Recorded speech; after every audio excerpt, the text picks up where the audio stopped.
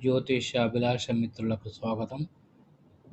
2026, 2027 వచ్చే పరాభవ నామ సంవత్సరం యొక్క నవనాయకుల యొక్క ఫలితాలు ఈ ఆడియోలో మనము తెలుసుకుందాం.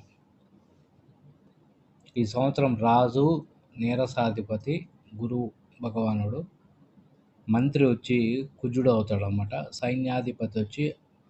సైన్యాధిపతి ఆర్గాధిపతి మేఘాధిపతి చంద్రుడు, అలాగే సస్యాధిపతి శుక్రుడు, ధాన్యాధిపతి వచ్చి మనకు బుధుడు అనమాట. అలాగే రసాధిపతి సూర్యుడు అనమాట. ఈ నవనాయకుల్లో 7 ఆధిపత్యములు శుభులకు, 2 ఆధిపత్యములు పాపులకు వచ్చుటచ్చే దేశంలోనూ రాష్ట్రంలోనూ పరిపాలన ప్రజారంజకంగా జరుగుతుంది. అన్ని రంగాల అభివృద్ధి పదంలో నడిచి సంక్షేమ పథకాలు సక్రమంగా ప్రజలకి అంది నూతన పరిశ్రమలు అనేకం నెలకొల్పుతారు అన్నమాట.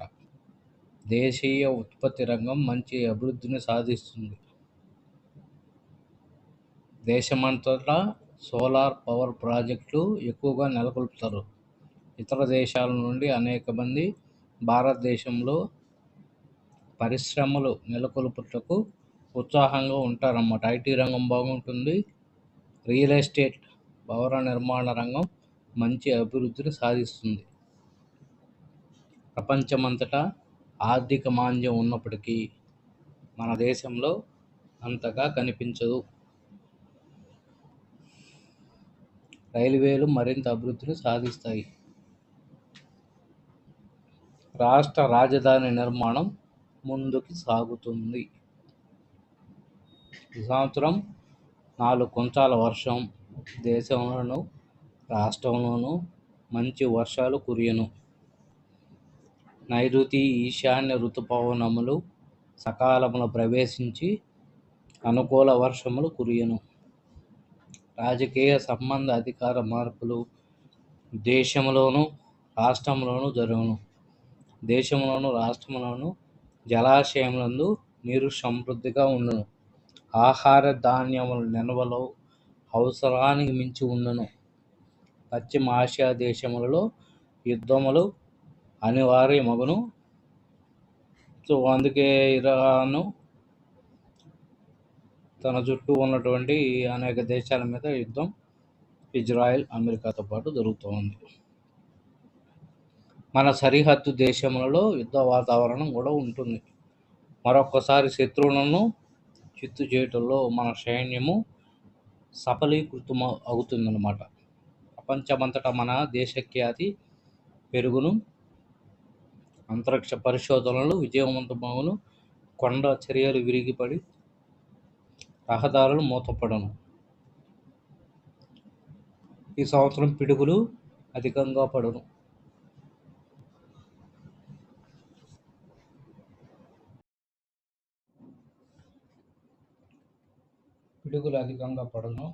గాలితో కూడిన వర్షాలు, ఎరుపు నేలలు, నల్లరేగడి నేలలో బాగా ఫలించును. వరి, గోధుమ, మిర్చి, వాణిజ్య పంటలు, సుగంధ ద్రవ్యాలు, మొక్కజొన్న, వేరుశనగ, నువ్వులు, పత్తి పంటలు బాగా ఫలించును. మంచి ధరలు కలిగి ఉండుటచే రైతాంగం సంతోషంతో ఉంటారు. నూనె రకములకు మంచి ధరలు వచ్చును. పండ్ల తోటలకు దిగుబడి తగ్గుటచే వాటి ధరలు బాగా పెరుగును. పామాయిల్ వంటి నూనె పంటలకు మంచి లాభములు వచ్చును. 16 వీసములకు 12 వీసముల పంట లభించును. ఆహార ధాన్యములను ఇతర దేశములకు ఎగుమతి చేయుదురు. ఎగుమతుల రంగం అభివృద్ధిని సాధించును. ఈ సంవత్సరం కూడా మహానగరములు నీట మునుగును. పశుపాలకుడు దొడ్డిపెట్టు వంటి వాడు శ్రీకృష్ణుడు, విడిపించువాడు బలరాముడు అగుట వల్ల పాడి పరిశ్రమ అభివృద్ధి, అనేక నూతన డైరీలు నెలకొల్పుదురు. పాల ధర పెరుగును. పశువుల ధరలు, పశుగ్రాసం ధరలు విపరీతంగా పెరుగును. చైత్ర మాసంలో తొలకరి వానలు ప్రారంభమగును. సకాలంలో వర్షములు కురియును. రాజు గురుడైనందువలన పరిపాలన ప్రజారంజకంగా ఉంటుంది. దేశమంతటా వైదిక క్రతువులు, యజ్ఞ యాగాది కార్యములు అధికంగా జరుగును. భారతదేశ ఖ్యాతి ప్రపంచమంతటా పెరుగును. దేశములో ప్రజలందరూ సుఖంగా ఉంటారు. రాజకీయ నాయకులలో నిజాయితీ పెరుగును. సస్యానుకూల వర్షాలు కురియను. ప్రపంచమంతటా ప్రకృతి వైపరీత్యాలు ఉన్నను. మన దేశంలో తక్కువగా ఉండును. సనాతన ధర్మం ప్రాముఖ్యత పెరుగును. యువకులలో దేశభక్తి పెరుగును.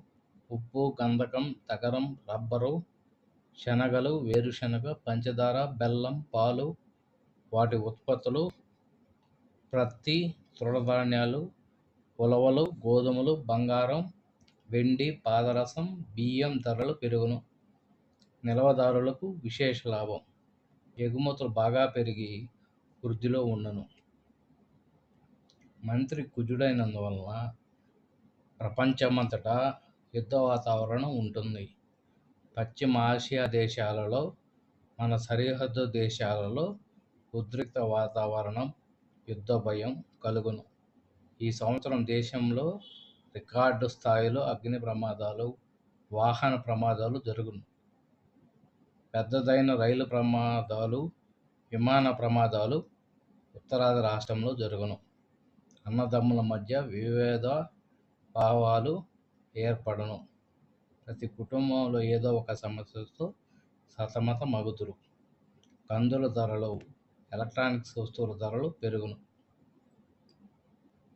సైన్యాధిపతి చంద్రుడైనందువలన, నిలకడలేని గ్రహమైనందువలన ప్రపంచమంతటా యుద్ధ వాతావరణం ఉంటుంది.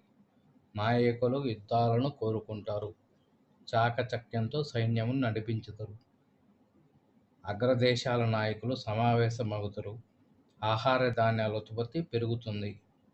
బంగారం, వెండి, పెట్రోలు, నెయ్యి, పంచదార, బెల్లం, నూలు, వస్త్రములు, గోధుమలు, బియ్యం ధరలు పెరుగును. సస్యానుకూల వర్షములచే సస్యములు బాగా ఫలించును. ప్రజారోగ్యం బాగుండును. పశువులు క్షీర సమృద్ధిని కలిగి ఉండును. నదులన్నీ పొంగి ప్రవహించును.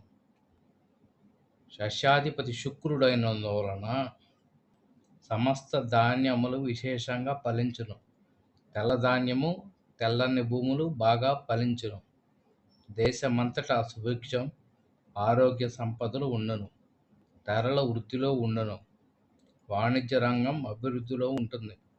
నూతన పరిశ్రమలు అధికంగా నెలకొల్పుతారు. ప్రజలలో కామక్రీడాశక్తులు అధికంగా ఉండును. స్త్రీపై అత్యాచార సంఘటనలు అధికంగా జరుగును. అనేక నూతన చట్టములను ప్రవేశపెట్టుదురు. పాత చట్టాలకు మంగళం పాడెదరు. వాణిజ్య పంటలు, దేశాదులకు సంబంధించిన పంటలు అధికంగా వేయుదురు. తృణధాన్యాలు విశేషంగా ఫలించును. తదుపరి నాయకుల ఫలితాలు మరొక వీడియోలో విశ్లేషణ చేద్దాం. స్వస్తి. షేర్ చేసి, లైక్ చేసి, సబ్స్క్రైబ్ చేయండి.